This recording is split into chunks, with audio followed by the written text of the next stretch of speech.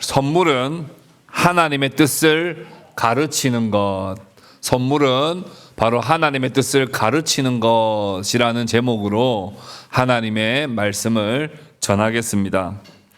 최근에 제가 읽은 책 중에 처음으로 기독교인이라 불렸던 사람들이라는 책과 기독교의 발흥이라는 책을 읽었습니다.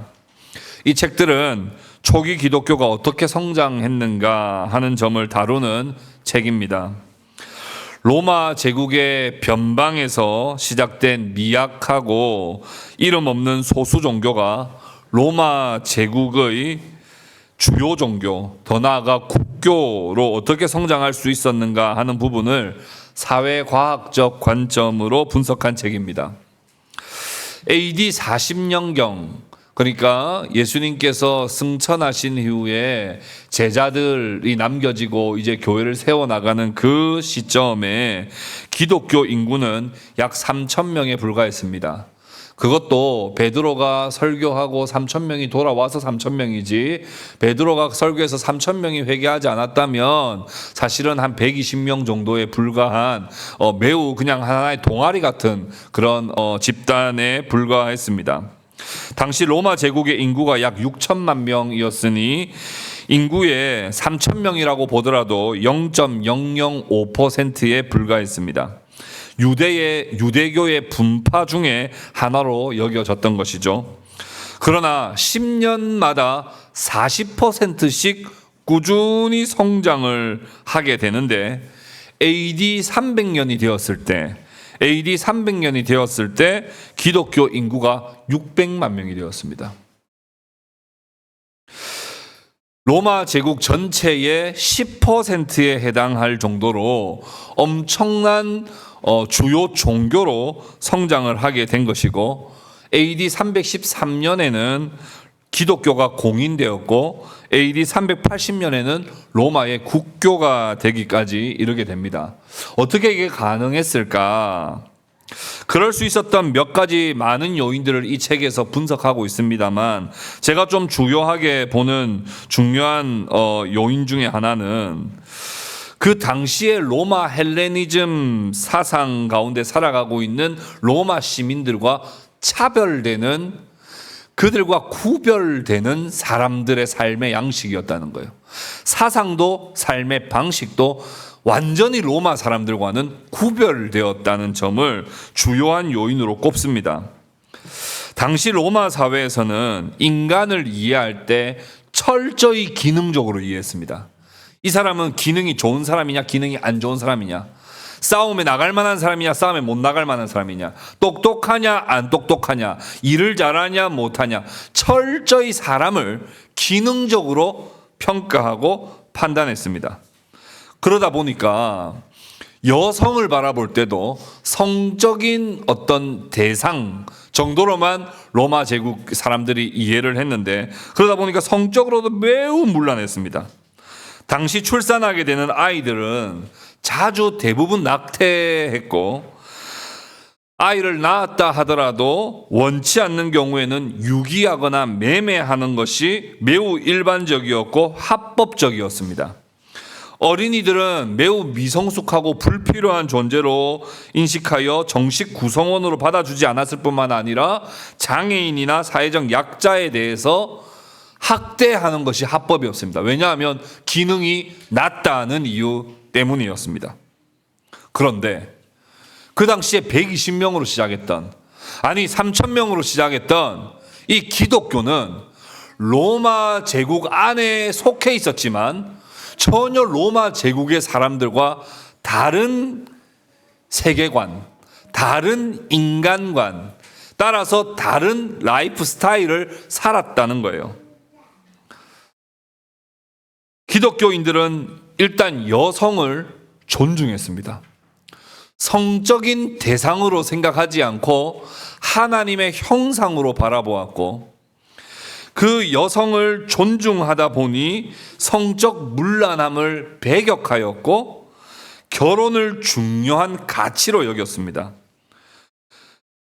그에게서 나오는 아이들을 존중히 여길 뿐만 아니라 보호해야 할 대상으로 생각했고, 믿음으로 그 아이들을 교육하고 사랑하는 것을 당연한 것으로 여겼습니다.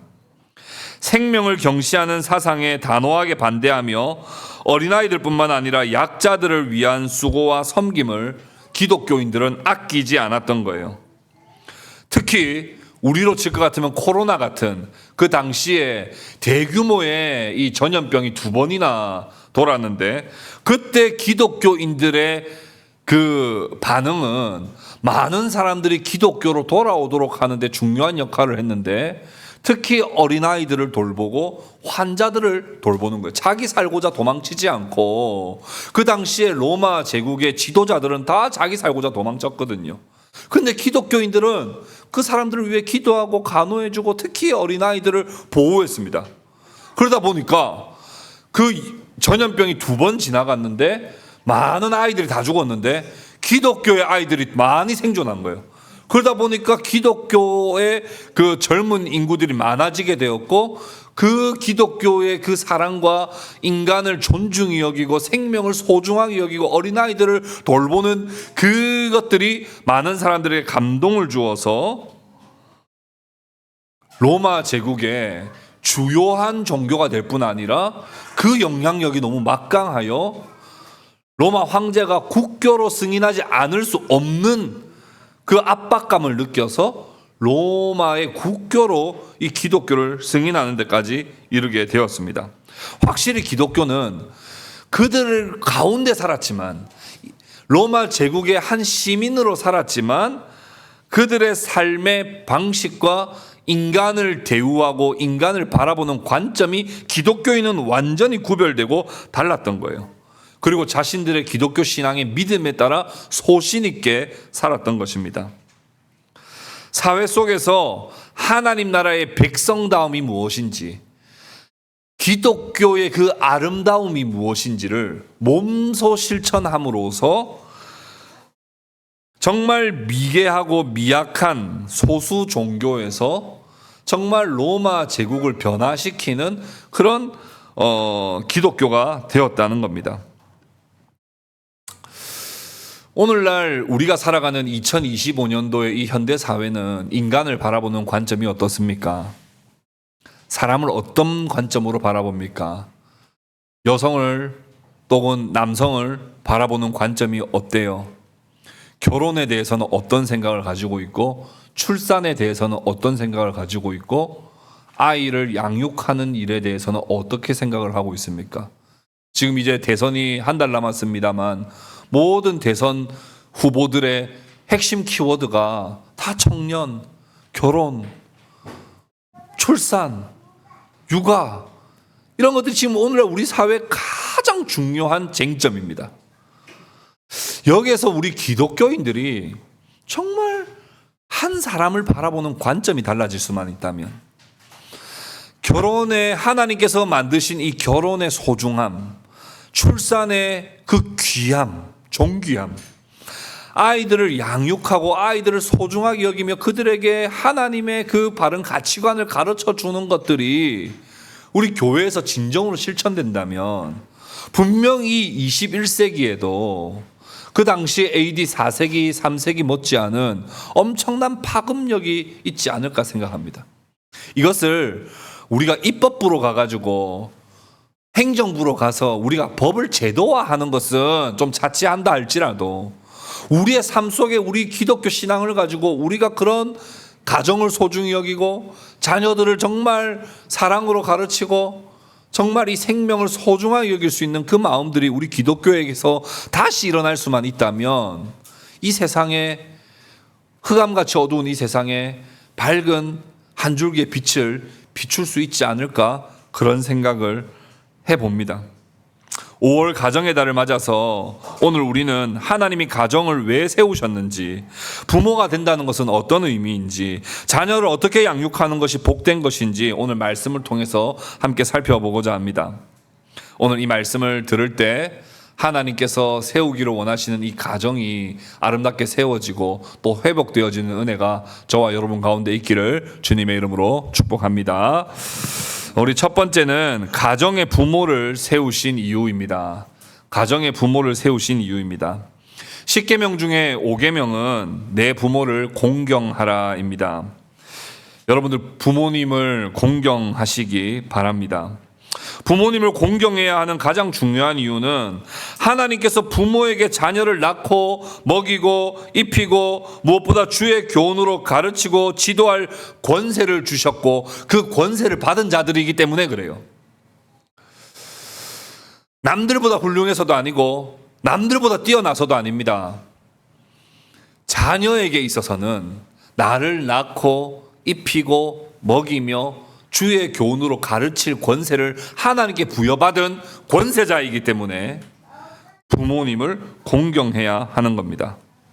그렇다면 부모된 우리의 입장에서는 어떨까요? 부모된 입장에서 내 부모를 공경하라 이렇게 할 때 우린 부모로서 자녀들에게 야 일로 와. 너 5계명에 뭐라고 돼 있어? 내 부모를 공경하라고 돼 있지 않아? 너 엄마한테 왜 이러는 거야? 아빠한테 왜 이러는 거야? 라고 하는 무기로 사용할 수 있는 말씀이 아닙니다. 부모에게 있어서 이 5계명은 어떤 말씀입니까? 부모에게 있어서 이 5계명은 자녀가 부모를 진심으로 공경할 수 있도록 부끄럽지 않게 하나님이 부여하신 책임과 그 권세를 잘 이행해야겠다는 말씀으로 받아들여야 됩니다.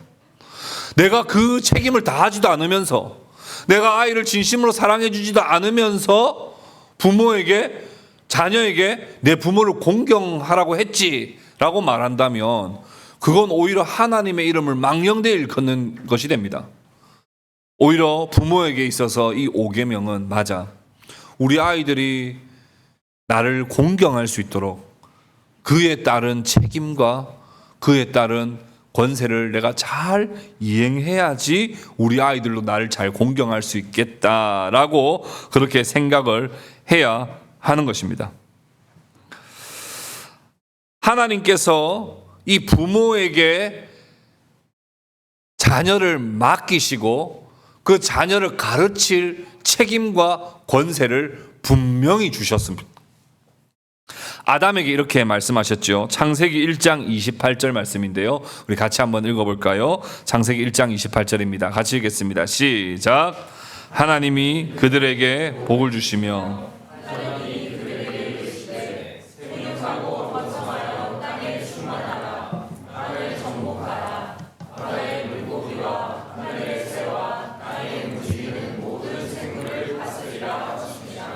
아멘. 하나님이 그들에게 복을 주시며 생육하고 번성하라 이렇게 했어요. 오늘날 우리 시대는 생육하고 번성하는 걸 복으로 여기지 않습니다.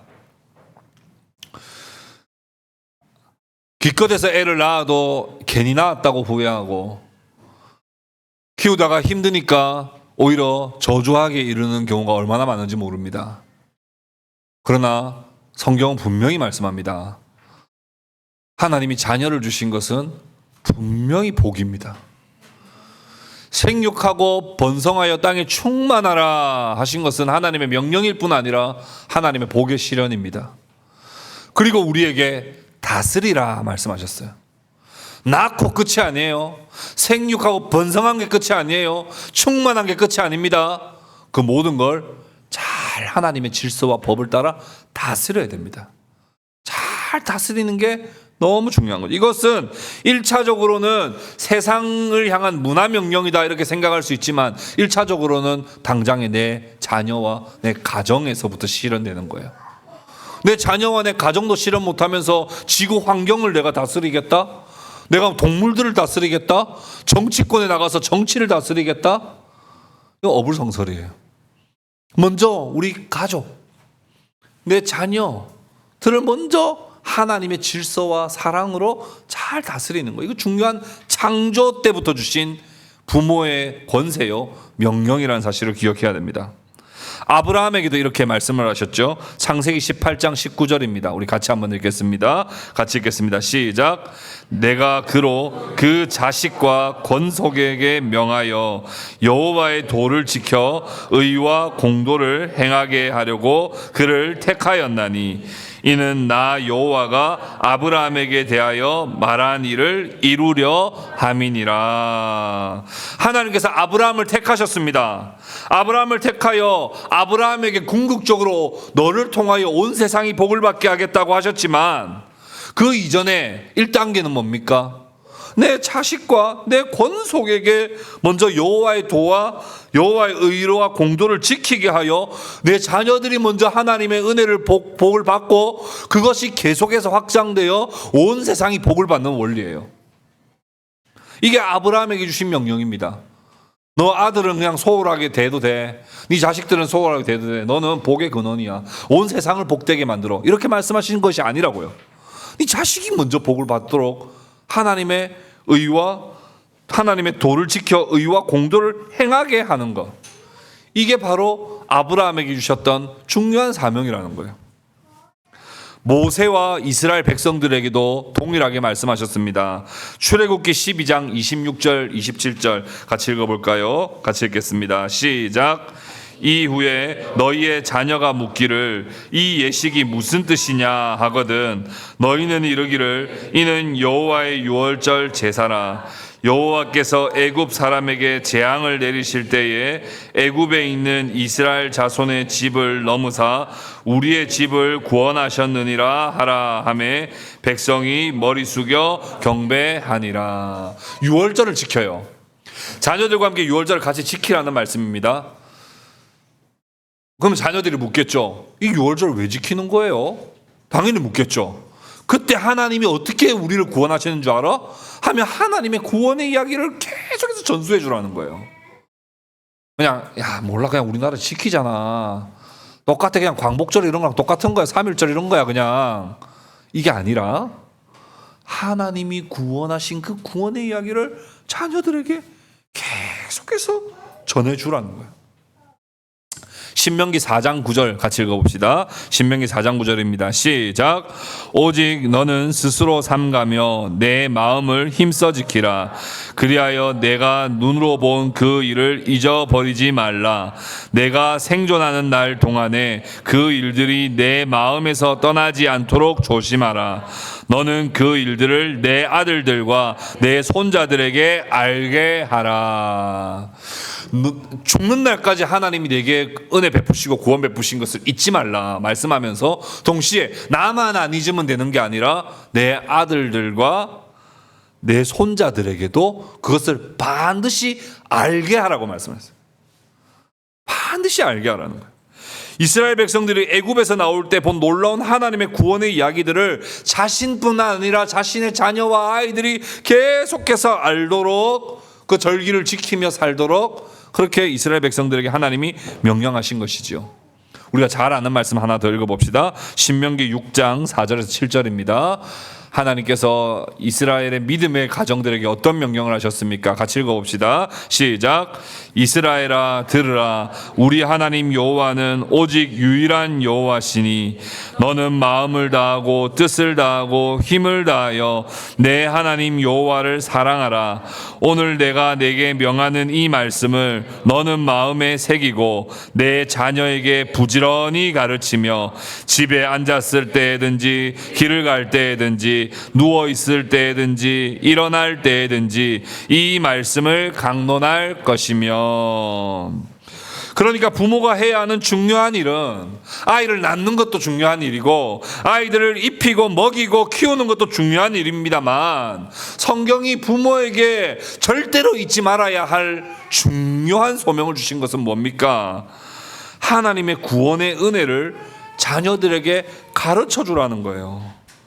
그 사랑을 떠나 살지 않도록 하나님의 그 사랑을 자녀들에게 반드시 가르쳐 주고 권면하고 수시로 앉았을 때든지 일어날 때든지 길을 갈 때든지 누웠을 때든지 일어났을 때든지 그 은혜와 사랑을 계속해서 가르쳐 주고 가르쳐 줘야 된다. 이게 부모를 가정에 세우신 중요한 이유입니다. 그렇게 천지를 지으시고 죄인들을 구원하시는 하나님의 교훈을 따라 살아가는 주의 자녀들은 하나님께서 그들의 삶의 주인이 되어주시고 하나님 안에서만 누릴 수 있는 복과 그 영광스러움을 누릴 수 있는 것이죠. 그게 누구에게 주어진 역할이냐 하면 1차적으로는 부모님이에요. 교회적으로 모였을 때는 목사에게 그 일이 주어졌을지 모르겠습니다만 목사가 절대 1차적이지 않습니다. 그 일은 1차적으로 부모에게 주어진 중요한 책임이에요. 성경에는 남부럽지 않게 맛있는 거 먹이라는 말씀은 없습니다. 남부끄럽지 않게 좋은 옷 입히라는 말씀도 없어요. 그렇지만 수도 없이 기록되어 있는 말씀은 하나님의 구원의 은혜와 사랑을 내 자녀에게, 내 손자에게 가르치라는 말씀은 성경에 수도 없이 기록되어 있어요. 그러니 오늘날 우리 부모들이 우리 자식 남들 앞에서 부끄럽지 않게 먹이고 입히고 학원 보내고 하는 거에는 온 정신과 집중을 다 쏟지만 우리 아이가 정말 하나님의 교훈을 따라 살아가는, 오늘 학교 가서도 우리 아이가 교훈을 따라 살아가도록, 오늘도 하루하루 살아갈 때 하나님을 의지하며 살아가도록 하는 법을 가르쳐야 하는 일에는 너무나 우리가 게을리하고 직무유기하고 있다는 거예요. 잠언 1장 8절에서 9절 말씀 같이 읽어보겠습니다. 같이 읽읍시다. 시작.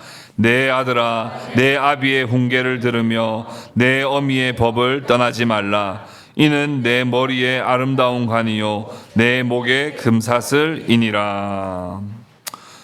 우리 자녀의 입장에서 한번 보십시오. 내 아들아, 내 아비의 훈계를 들으며, 아버지한테 들었던 훈계는 공부 열심히 하고 학원 빠지지 말라는 훈계밖에 들은 게 없어. 내 어미의 법을 떠나지 말. 어미의 법 뭐예요? 뭐 밥 먹을 때 뭐 떠들지 말고 뭐 이거 말고는 들은 게 없어. 그렇게만 살면 내 머리에 아름다운 관이 되고 내 목에 금사슬이 진짜 주어집니까? 그렇지 않거든요. 그러니까 부모에게 주신 중요한 책임이 있다는 사실을 우리는 깊이 인식해야 됩니다. 하나님은 우리를 땅에서 솟아나게 하지 않으셨어요. 어떤 자연현상으로 발생되도록 하지 않으셨습니다. 우리를 부모에게 나게 하셨고 엄마 아빠로부터 교육을 받고 양육을 받도록 하나님은 그렇게 가정을 만드셨습니다. 그 이유는 무엇입니까?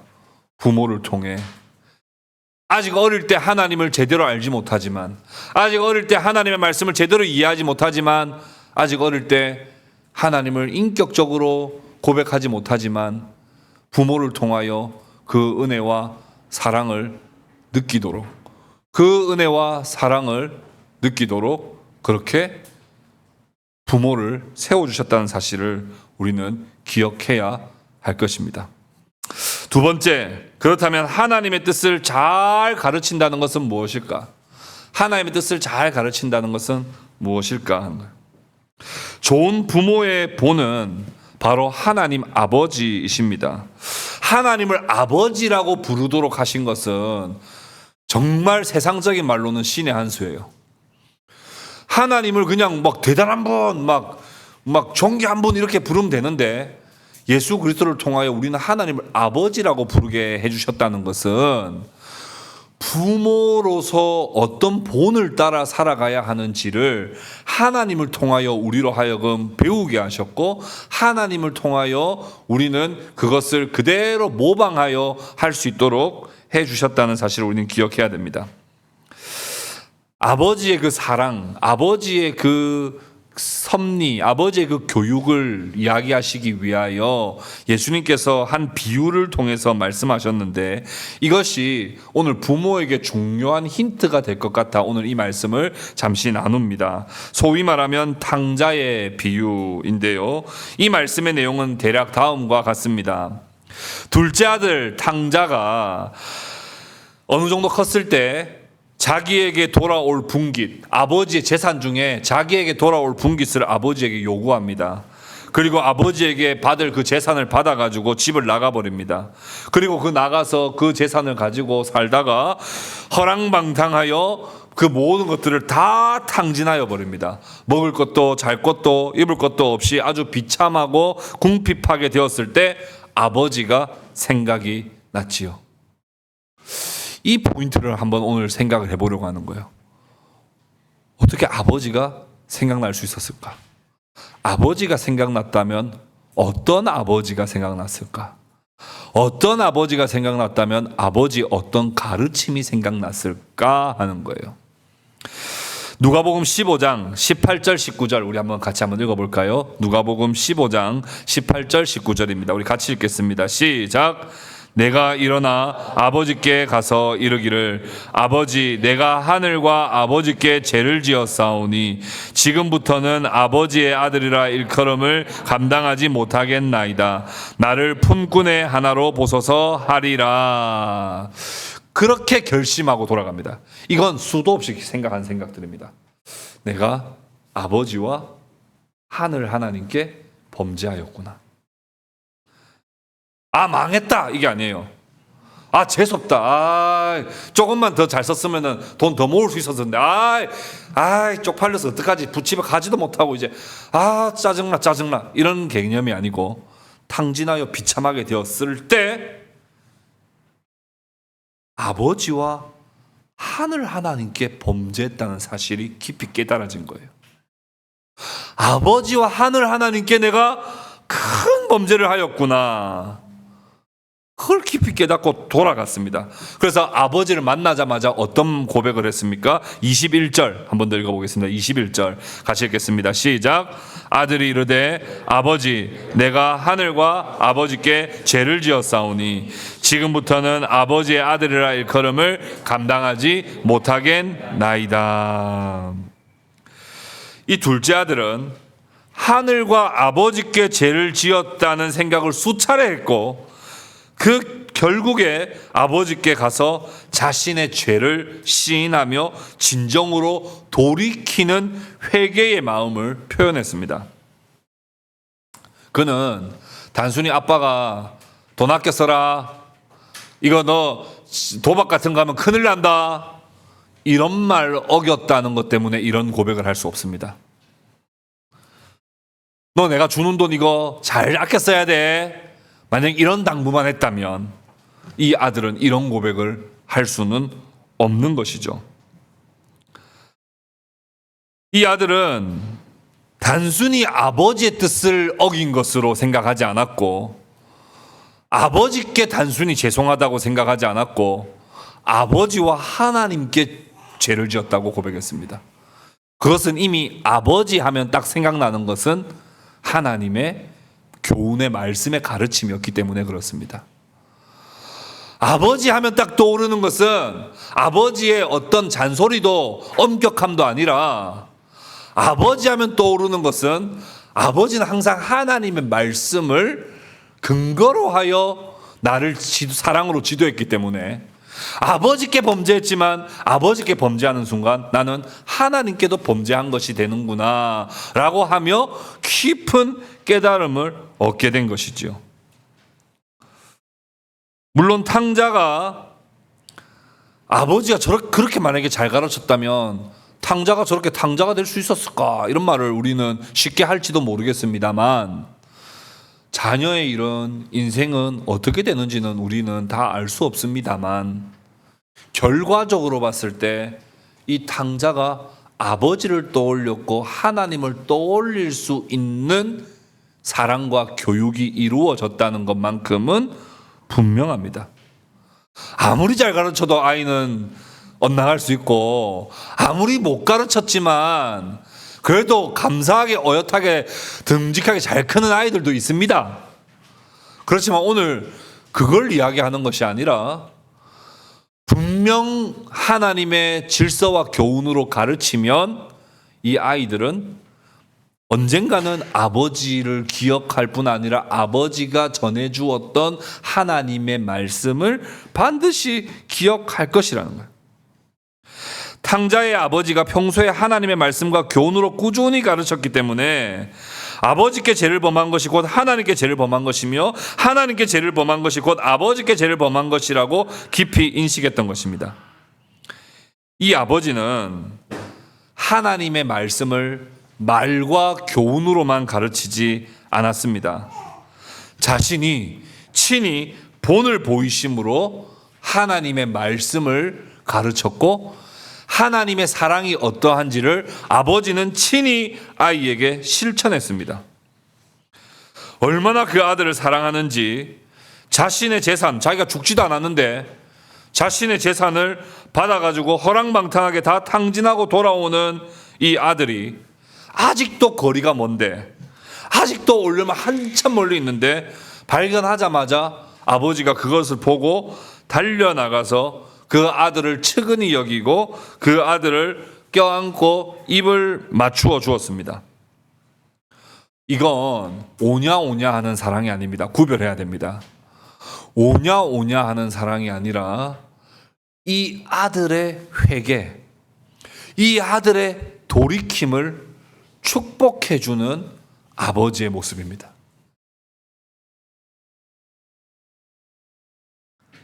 분명 영아 때부터 어린이와 청소년 시절에도 부지런히 하나님의 말씀을 가르치고 사랑을 표현했을 것입니다. 물론 아버지의 재산 분깃을 받아 나가겠다고 할 때 그건 분명히 잘못된 선택이라는 것을 아버지는 알았을 겁니다.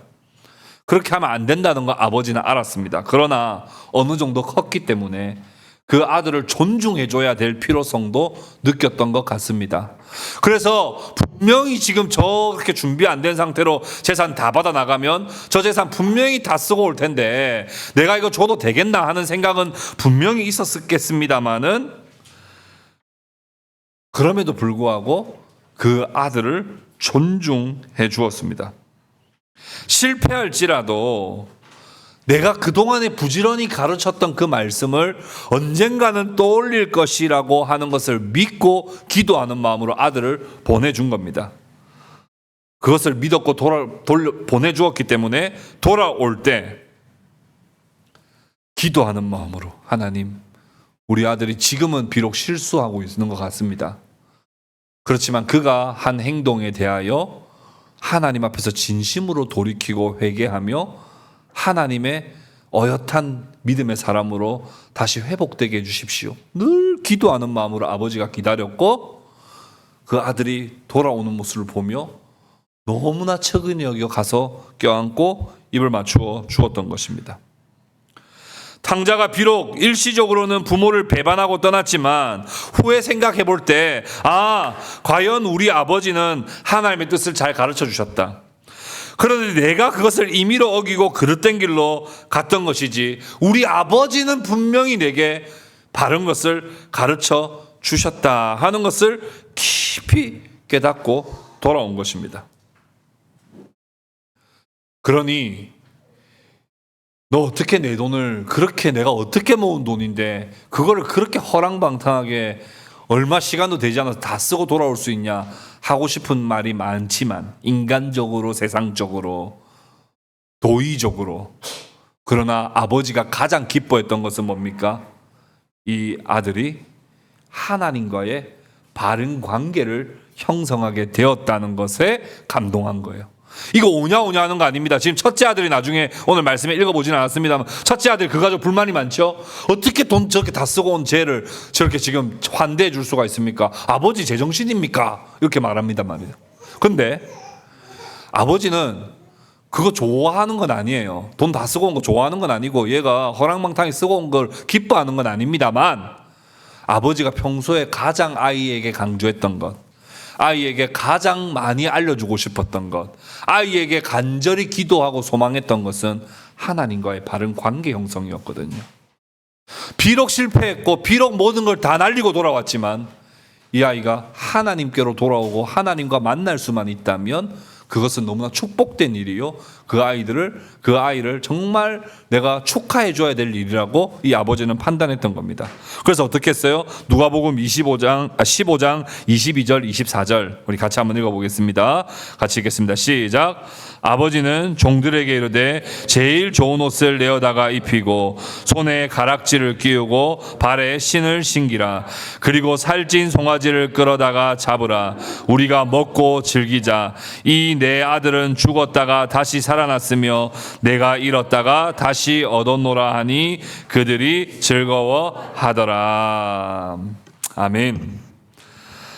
아버지는 처음부터 돈 많이 벌으라는 가르침을 주신 적이 없었습니다. 당자는 부모로부터 공부를 반드시 잘해야 된다는 가르침을 받은 적도 없었습니다. 이 당자는 아버지로부터 어릴 때부터 하나님을 잘 섬겨야 한다. 하나님을 경외하는 것이 모든 지혜의 근본이다. 우리가 죄를 안 지을 수는 없지만 죄를 짓는다 하더라도 자비로우신 하나님께로 우리가 돌아와야 한다. 그렇게 배웠습니다. 그리고 그렇게 배운 대로 하나님께로 돌아온 이 당자를 온 마음 다해 축하해주고 축복해주며 그것을 아버지는 진심으로 기뻐했습니다. 아버지 친구들은 다 뭐라고 이야기했을까요? 저거 완전 자식 농사 잘못 지었네. 아버지 친구들, 아버지 옆집 사람들은 아유 저 집 둘째 아들 저건 진짜 아유 저 말해 뭐해 그렇게 했을지 모르지만 아버지는 하나님과 관계가 회복된 이 아들이 가장 귀하고 존귀하고 축복되다고 생각했던 것입니다.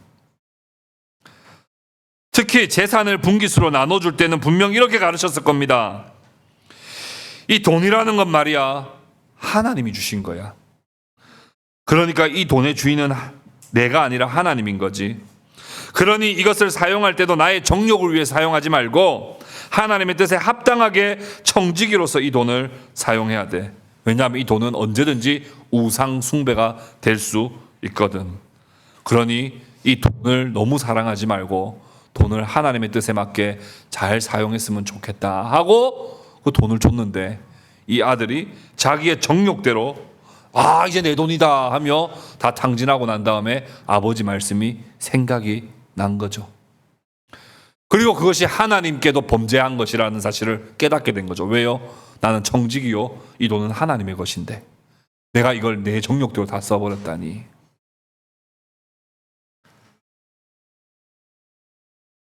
이 말씀을 같이 읽고 말씀을 정리하겠습니다. 잠언 22장 6절입니다. 우리 같이 이 말씀을 읽고 정리합시다. 같이 읽겠습니다. 시작. 마땅히 행할 길을 아이에게 가르치라. 그리하면 늙어도 그것을 떠나지 아니하리라. 자녀들은 우리의 자녀이기 이전에 하나님의 자녀요 택하신 하나님의 백성임을 우리는 기억해야 합니다. 이것이 바로 우리가 아이들을 바라보는 시선입니다. 내 소유, 내가 가장 소중하게 생각하는 내 거가 아니라 하나님이 부모인 우리에게 맡기신 하나님의 백성이라는 사실을 기억할 때 우리는 이 아이들에게 가장 소중한 것, 가장 전해주어야 할 것을 우리는 전해줘야 할 책임과 권세를 가지게 됩니다. 그것만으로도 저는 이 세상과 구별될 수 있고 그것만으로도 하나님의 백성의 탁월함을 드러낼 수 있다고 믿습니다. 어린이날 우리는 아이들에게 어떤 선물을 주시렵니까? 물론 아이들이 좋아하는 장난감도 줘야죠. 우리도 아이들이 갖고 싶었던 기기가 있다면 그것도 선물로 줘야죠. 우리 아이들이 가지고 싶었던 옷과 맛있는 음식이 있다면 그것도 주고 입혀줘야죠. 먹여줘야죠. 그것도 부모님으로서 잘 하십시오. 그러나 부모가 해주어야 할 가장 중요한 선물은 하나님의 뜻을 따라 살도록 가르치는 것이라는 사실을 여러분 기억하시고 우리 아이들에게, 어린이들에게, 우리 자녀들에게 마땅히 주어야 할 선물을 주고 또 그 선물로 인하여 우리 아이들이 기뻐하고 감사하며 살아가도록 그렇게 하나님이 우리 가정을 설계하시고 그런 가정을 만들어 가기를 원하신다는 사실을 우리는 기억해야 할 것입니다. 어린이날과 또 어버이날이 이번 주간에 있습니다.